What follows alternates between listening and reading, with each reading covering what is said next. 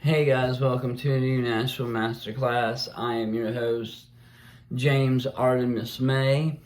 Today we are going to go over how to beat addiction and why people continuously relapse. I'm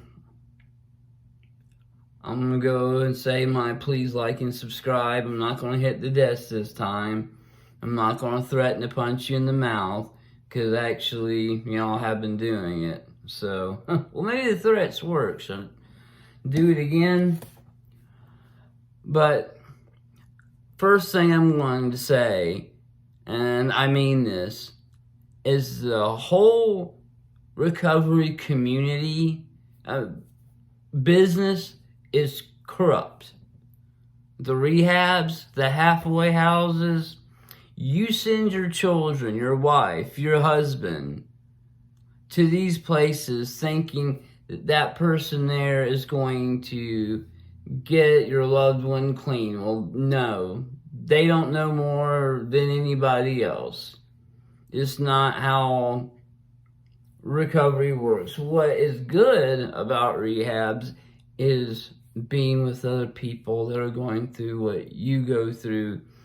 And if it's a good rehab, having nurses and doctors on hand that can and will actually help you. If you're a veteran, I would advise you not to ever go to any, they don't even have detox centers. You go to the psych ward. And if anybody's been to a psych ward at VA, you know that's horrible. You're not going to get anything there. It ain't about being clean. They're just going to lock you up, for a few weeks. So, and that's, another huge hurdle.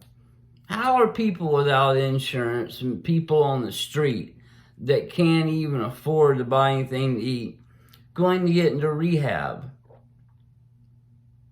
There is this huge to-do all through the news, social media about the great opiate epidemic. Well, what is anybody doing to help? Like I've said before, make horrible laws that make things worse, brought to you by people that have no business saying these things in the first place. And you're going to have to understand that it's a complete lifestyle change. Just stopping a chemical, stopping whatever you're taking, you think that everything is going to change. No. No. You have to change so many things about yourself. You think you're going to stop lying just because you stop taking the drug? No. Think you're going to stop cheating? Stop objectifying women? All these little things they're going to stay with you. You've got to understand you need to change a lot about yourself. And it's hard for a lot of us who, as we're on the street, we had to be very tough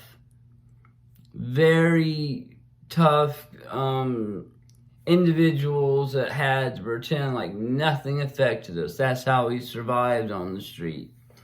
And the thought of, all this love and be good to yourself is just not us. And especially people that are not religious, that is one of the biggest hurdles for everybody that I've heard of, is this aspect of find your higher power. So say we don't care what it is, just let it be a doorknob, blah, blah, blah, blah, blah. No, that doesn't work. That doesn't work at all. And I'm going to go on record as saying I do not recommend any of the Christian-based therapy centers. And don't get mad at me because I said this. I don't have anything against Christianity per se. But as far as a tool of getting people clean, no. I am sure you can find some people somewhere that say they went through the program and it changed their life and they're clean.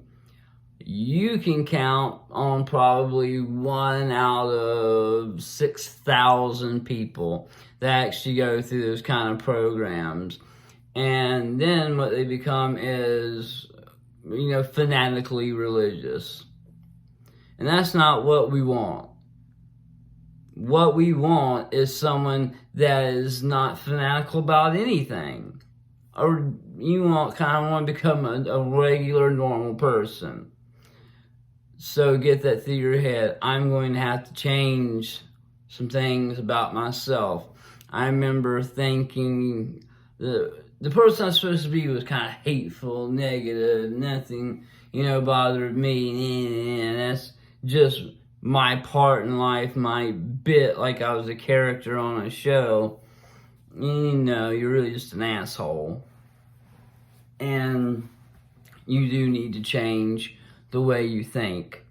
Rehabs are good in that you're going through it with other people, especially when you mix genders. Don't go to a VA. Even if you're a veteran, I would go to some other place and pay out of pocket because it's going to be worth it to you. Yeah, it really is. And places, almost all rehabs now, the genders are mixed, and it's good because you need to get these different ideas and different experiences from different people, learning from different people and all these experiences. That is what it's about. It's also something that we all fear. Our biggest fear, any addict's biggest fear is withdrawal, right? It is the most painful, horrible thing in the world. When I had COVID, I thought I was going to die. I would have COVID before I went through heroin withdrawal any day. It's that bad. So we fear that. Then there's also the leap of getting into a place, right? People, well, there are programs. That's easy to say, isn't it? Well, there are programs. How do you get in these programs? Where's your transportation? How are you going to make it? Well, if you really want to, if you really wanted to, you could climb up the Sears Trade Tower. So why don't you? No, things have to be easier for people that don't have the money. And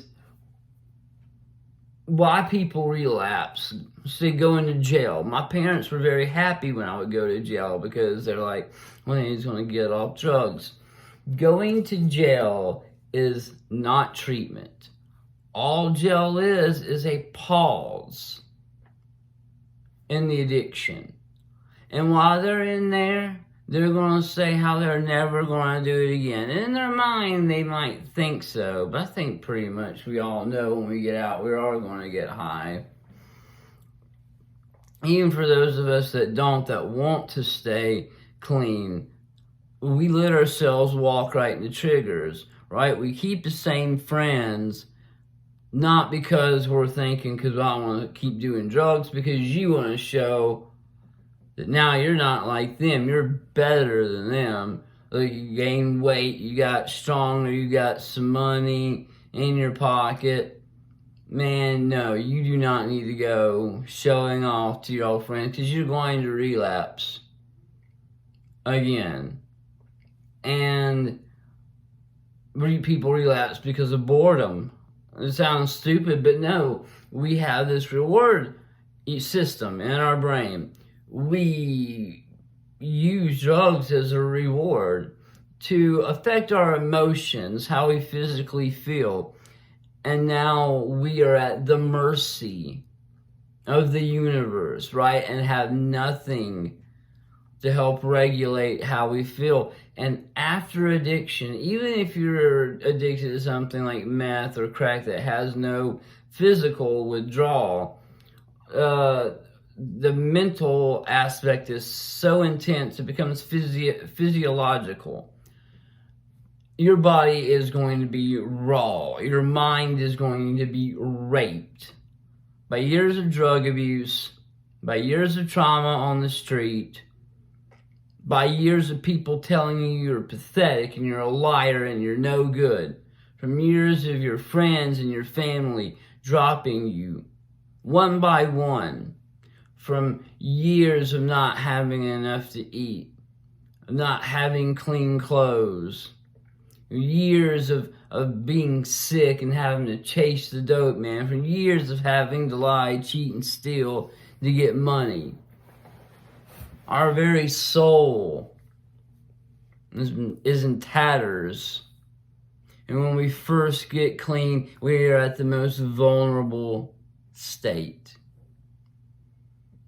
And withdrawal is another huge reason people relapse. If you're not at a rehab, you're probably going to relapse because it'll just get too intense. Withdrawals will just get too intense.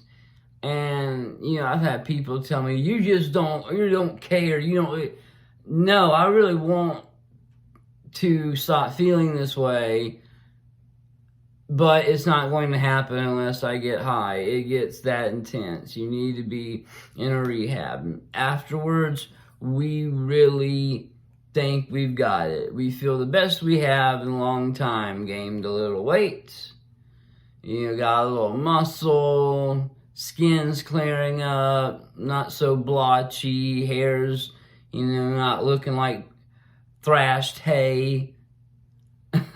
We look a little better and feel a little better, but this is a very precarious time because this is a time we feel like showing off.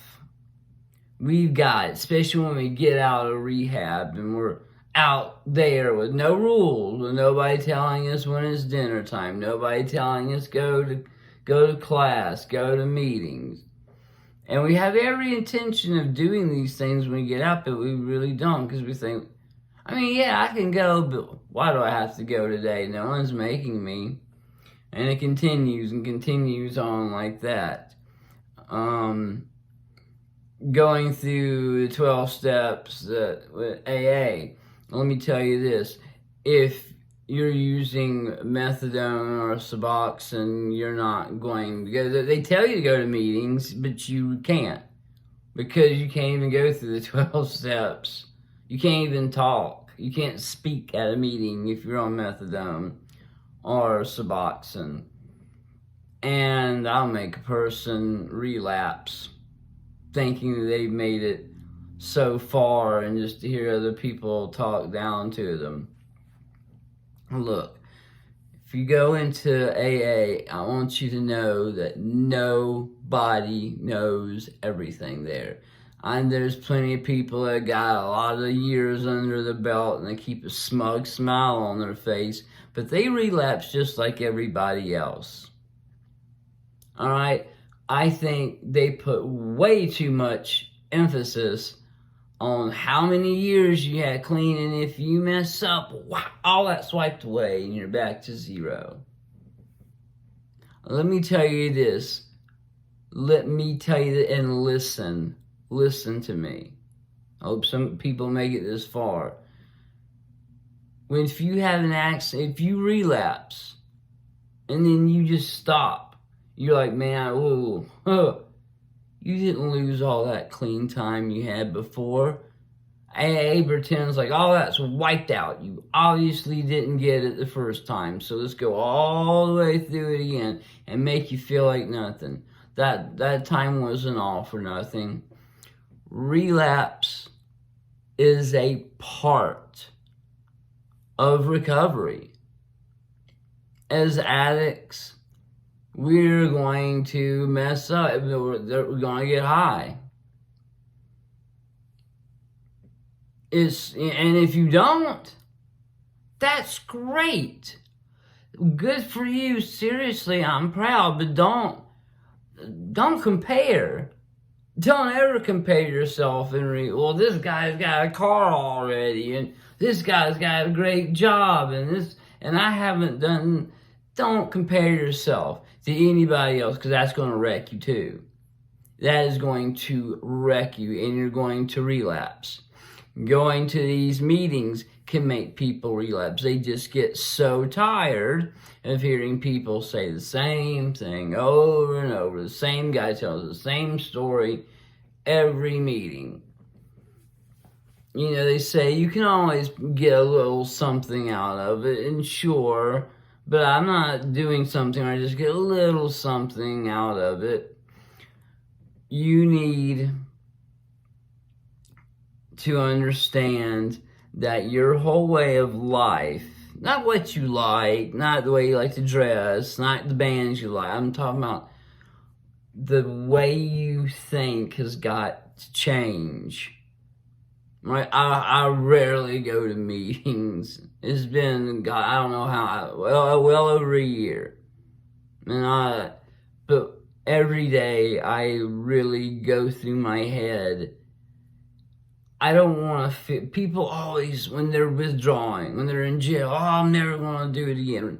You got to hold on to that feeling, because once you start feeling better, all of a sudden things are different, right? Once you feel better, got some money in your pocket, looking better, then you think, you can just do a little. It never works that way. You need to start doing the things that you didn't do before, that you didn't think were worth it, like meditating. Like just looking at the smaller things in life, literally just taking a walk and looking at different things and seeing how they make you feel inside. And it's also going to be a while before you're able to feel again. Sometimes some people are quicker than others, but drugs are going to numb you. They numb you, of course, from external stimuli.